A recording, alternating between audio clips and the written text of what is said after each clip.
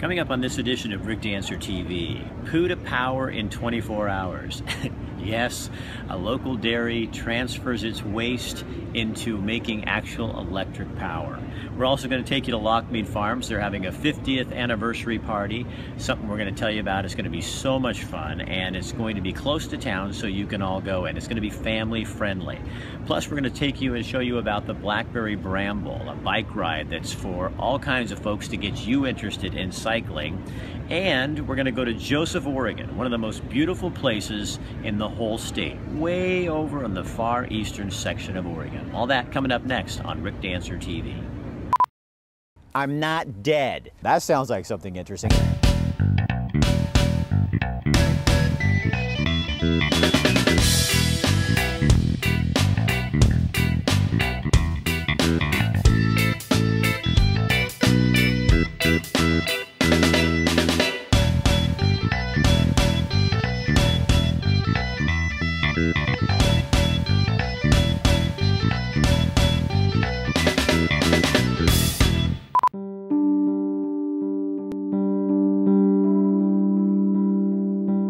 There aren't many dairy farmers who can brag about the fact that their cow manure doesn't smell.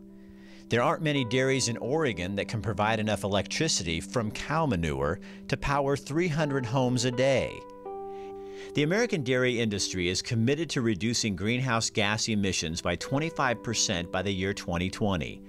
Lockmead Dairy found a way to reduce its greenhouse gas emission by 20% already and produce electricity at the same time. And wait until you see what this same dairy farm is doing with solar power. At Lockmead Dairy, just outside Junction City, a new manure digester, a first of its kind in the world, is creating power. Dealing with manure has always been a hassle, and it's not a hassle anymore. That's Buzz Gibson. His family started Lockmead Dairy back in the 40s. Lockmead produces milk, ice cream, and all kinds of dairy and non-dairy products. With 1,100 cows on the property, 700 of them milked 3 times a day, a farmer ends up with a lot of cow manure. Lockmead has always used the manure to fertilize the fields to help grow more food for the cows. In 2010, Lockmead took reusing, renewing, and recycling to a whole new level. All the feed we grow, put through the cows, get the milk, the manure goes in the tank, we make methane gas off of it, and then we're able to use the solids for bedding and the liquid for fertilizer. It's totally recycled. Everything is recycled. So let's step back and show you how this works. The manure and other organic matter are flushed out of the barns into the tanks. The 2 big tanks behind me each hold 485,000 gallons, and the small one here holds around 200,000 gallons. Heat from the engine is used to warm the tanks to 75 degrees, which creates the right environment for the bacteria to produce the methane gas. We're pulling gas 24 hours a day, 7 days a week, off all 3 tanks. It goes into the container. There it's cooled and compressed and goes into the engine, which is designed for methane, burning methane. And the engine goes around and turns the alternator, which makes electricity, and that's all sold on the grid to EPUD. And a lot of this power that's created here, we use. The rest of it goes on down the line. Once the methane is harvested, the remaining manure is separated into solids and water. The water is stored in lagoons for spring and summer crop fertilization, and the solids? This right here is sawdust from our bedding and undigested feed, which is what manure is. And it went through the digester for 7 days. Then we took out the water, and now we're storing it, composting it for bedding. Revolution Energy Systems, or RES, out of Washington, D.C., owns the power plant. Lockmead leases the land to the company, provides the manure, and uses some of the power for the dairy. They have the same screen back in Washington, D.C., the cows monitor, and they know the temperature, the pressure, and this thing has a lot of safety devices on it, so something can't happen. The plant operates 24/7. Making electricity and eliminating a lot of the odors from the dairy. This is efficiency at its best. To be able to take cow manure make a product that everybody needs every day, electricity. And it's made for just pennies. Every kilowatt just takes a penny or two to make it. And be able to create 3.2 million kilowatt hours in the last couple of years. Pretty phenomenal. In other parts of the world, manure digesters are common, but this new process at Lockmead Dairy in Junction City is the first of its kind in the world. From poo to power in 48 hours, that's what I like to say. Another way Lockmead Dairy is generating electricity is doing so directly from the sun by using solar cells installed on the processing plant and 14 of their Dairy Mart stores.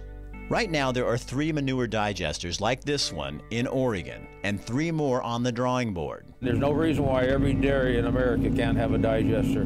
Lockmead continues to look for new and innovative ways to save energy and protect the environment.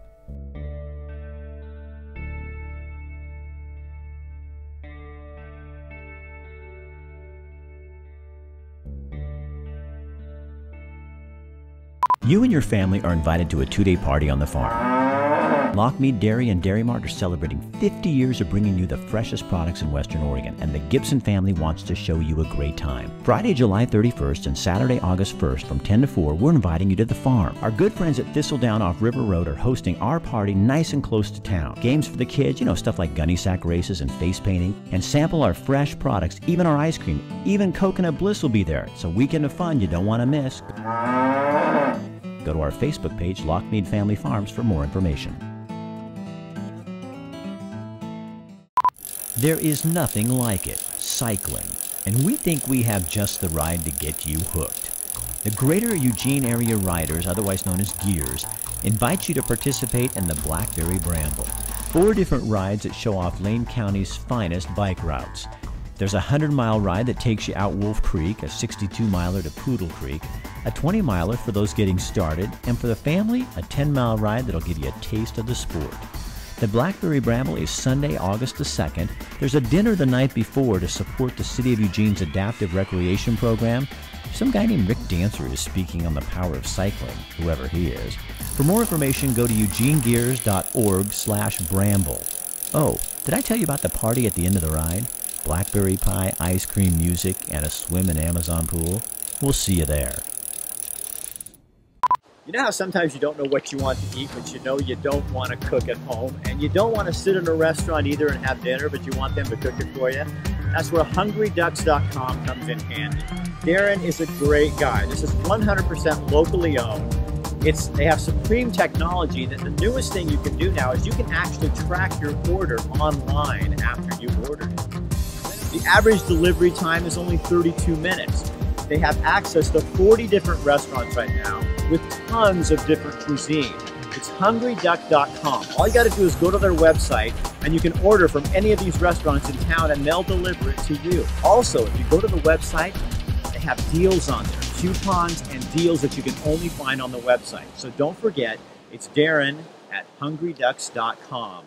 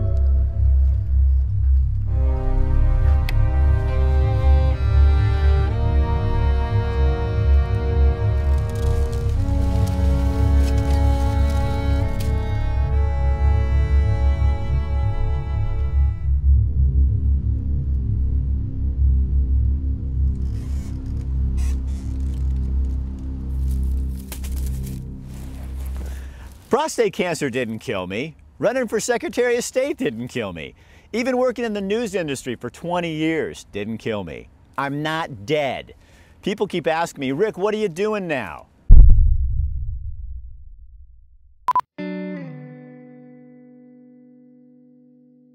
I went from having a job, a home, and a family to being literally an indigent drunk on the streets.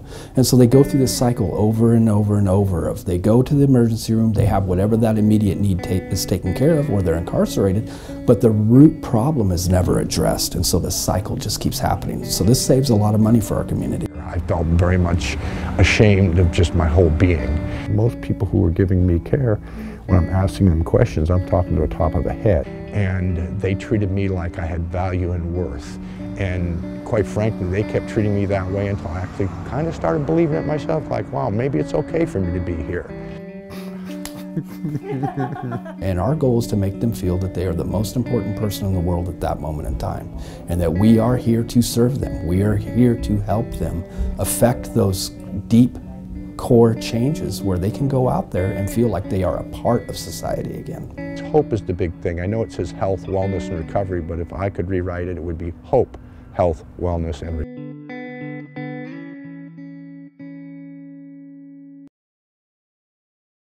The best Mexican food in all of Western Oregon is Ranchito Grill in Springfield. I have not found one person that I've told to go there and they've gone and haven't loved it and said the same thing.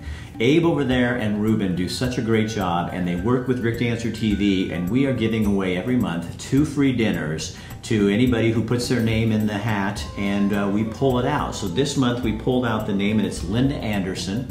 And Linda, I have your phone number, I'll be getting a hold of you. But I'm not kidding you guys. If you haven't tried Ranchito Grill, you've got to try it. It's over on Mohawk. It's 1537 Mohawk Boulevard. It's right next to the McDonald's in Springfield. So run over there, try them. They're closed on Mondays. They always have a lunch special for $6.95. You cannot beat the food. Fresh, homemade tortillas. I mean, do I need to go on? And their margaritas. Ranchito Grill, and tell them that Rick Dancer sent you.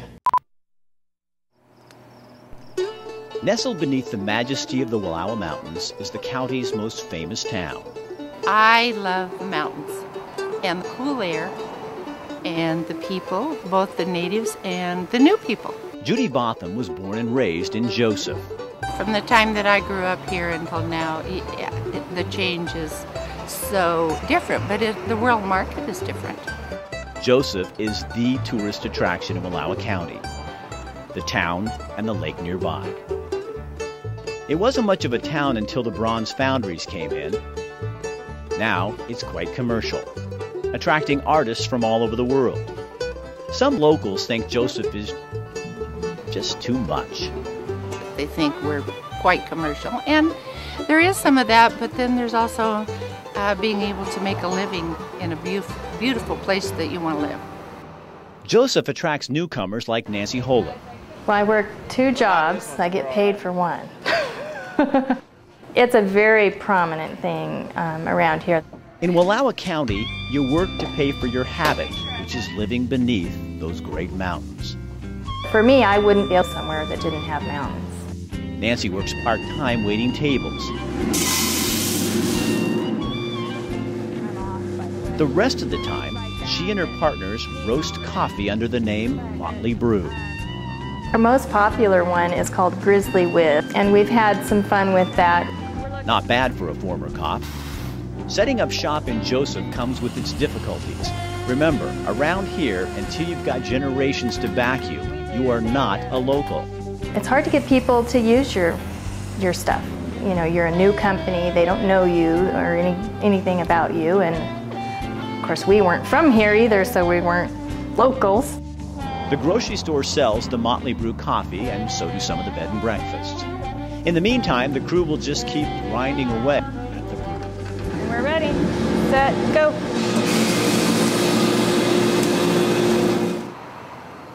Back downtown, Judy Botham says people in Wallowa County are just afraid of change. She's had to change. Her husband, J. Shirley Botham, was a bronze sculptor. His work is all over the world. One sculpture sits just a block or 2 from where she works. But a few years ago, Shirley died.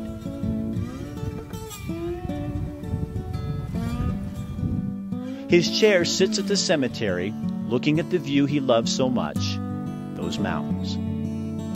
Judy couldn't refuse change. Death will do that to you. Trade-offs, the big picture. She says people would do better to take the focus of the future off of themselves and onto the greater good. It's going to happen. And that's just progress, but there can be progress with favor and class. Joseph, Oregon, the place of winding rivers.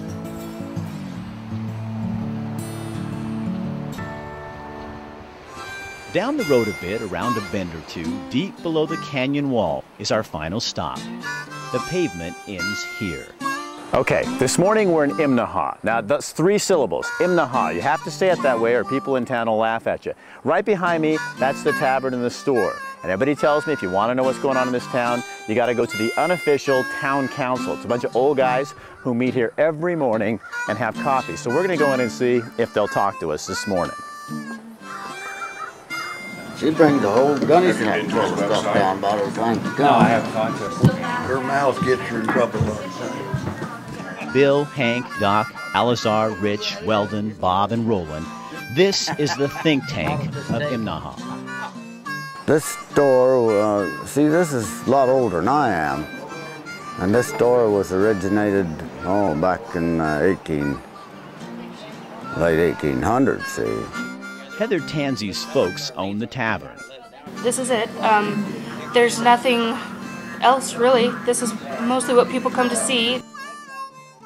Yep, this is what you call tourism in Imnaha. On my carpal tunnel if it gets to bother me. The board of directors, or whatever they are, talk politics, road closures, and who done what. They don't solve the world's problems, but they talk about them. They're all so friendly and they just... Everybody knows everybody, and they're just really nice, and it's nice to have people who care. Bye, guys. Weldon Witherite is 79. I came back because I grew up here and I like it down here. He still picks up odd jobs. Everybody in Imnaha does. It's just what you do. No hustle bustle. That's the thing I like about it. And it's just a good place to live, I think. Good place to live, they pack you off.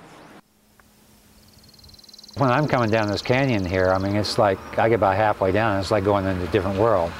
I mean, to me, this is Shangri-La. Alizar Holiday is 69. He belongs in Eugene, trust me. He's at home in Imnaha. Here, it's pretty much the old pioneering spirit, you know.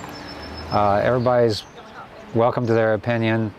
I might not agree with it, but you're welcome to your opinion, you know. Alizar makes electric, cuts wood, mows the lawn, you know, stuff like that.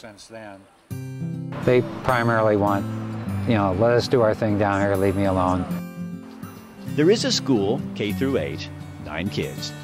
Everybody over here could use more kids in the school. When the pavement ends, 24 miles of gravel road begin.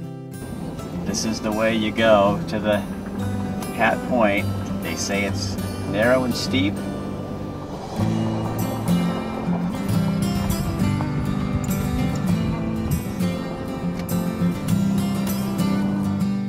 What a ride.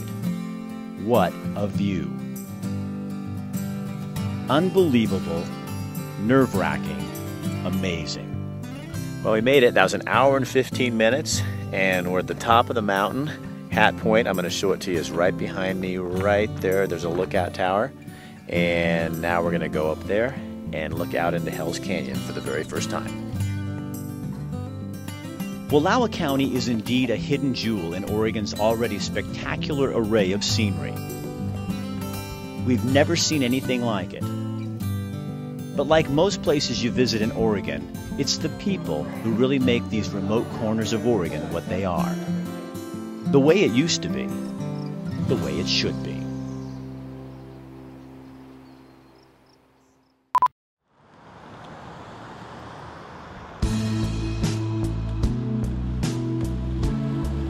Slight contraction, roll up, and then control on the way down. Very good control. So we just opened this in May. We have a lot of PT patients who go to the gym, they get injured, they come to us, we help them, they go back to the gym, they re-injure themselves. We are using this as a nice transition. We incorporate it into our PT treatment. It helps me with my posture and it helps me with my body, and when I'm doing other things I do it more correctly than I would have. Lay down into those abs and come back down. People get hurt much less this way because they're doing things correctly, because they're being instructed very specifically how to do things correctly, engaging their core, using the best possible form they can with every movement. When people don't know how to use the machines correctly, even if they think they do, they're often using compensation patterns.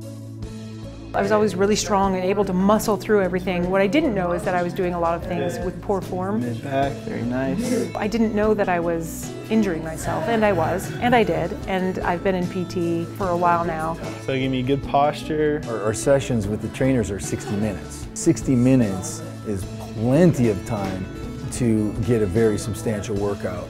Between the trainers and the equipment that we have, it doesn't allow me to muscle through things anymore.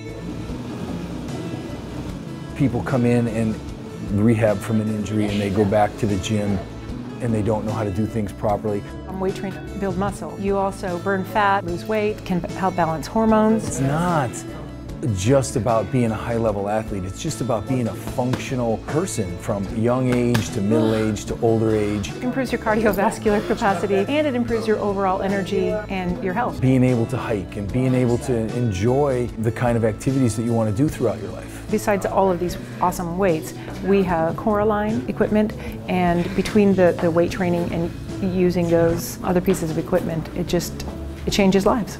We are on the corner of East 11th and Ferry in the same building as the Oregon Community Credit Union. We have 5,500 square feet. This we utilize for some of our physical therapy clients, but it's also for people who aren't clients of ours and currently and aren't going through physical therapy. Anybody in the public can come in here and work with one of our personal trainers. So it's just one more way for us to help you to get back to living the life you love.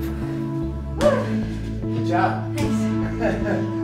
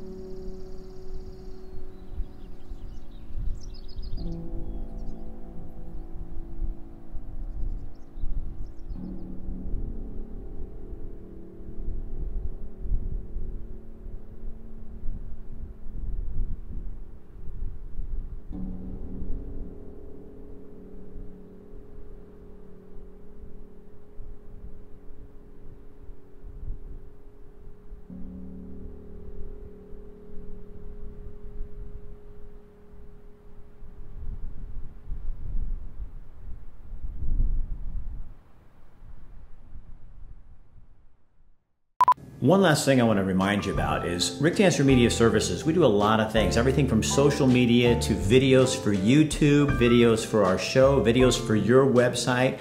We can produce a show from your location. Give us a call, we're really reasonable, and we want to get the message out and help you.